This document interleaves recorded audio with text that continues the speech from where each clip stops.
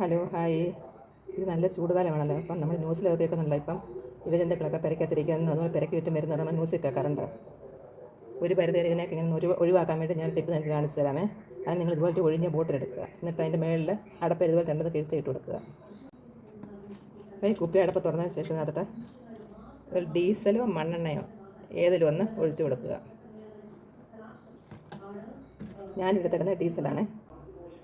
ഈ ഡീസലിനകത്ത് നമുക്ക് കുറച്ച് വെള്ളം ചേർത്ത് കൊടുക്കാം. വെള്ളം ചേർത്ത് ബോട്ടിൽ അടച്ചു കൊടുക്കുക. അപ്പം വെള്ളം ഒഴിച്ചത് നന്നായി ഇങ്ങനെ മിക്സ് ചെയ്ത് കൊടുക്കുക. മിക്സ് ചെയ്തതിന് ശേഷം ഇത് പെരയ്ക്ക് ചുറ്റും തളിച്ച് കൊടുക്കുക. ഇങ്ങനെ എപ്പോഴും മിക്സ് ചെയ്ത് മണ്ടയ്ക്ക് പൊങ്ങിക്കിടക്കും അല്ലേ ഡീസൽ, അതുകൊണ്ട് എപ്പോഴും ഇങ്ങനെ കുലുക്കിയിട്ട് വേണം തിളയ്ക്കാൻ.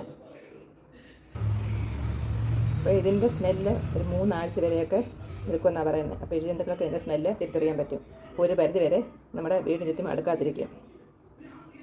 അപ്പം നിങ്ങളൊക്കെ ഒന്ന് പരീക്ഷിച്ച് നോക്കണേ. അപ്പോൾ എല്ലാവരും ഇത് പരീക്ഷിച്ച് നോക്കുക. മണ്ണെണ്ണ കിട്ടാനില്ലാത്തതുകൊണ്ടാണ് ഡീസൽ ഞങ്ങൾ വാങ്ങിച്ചിരിക്കുന്നത്.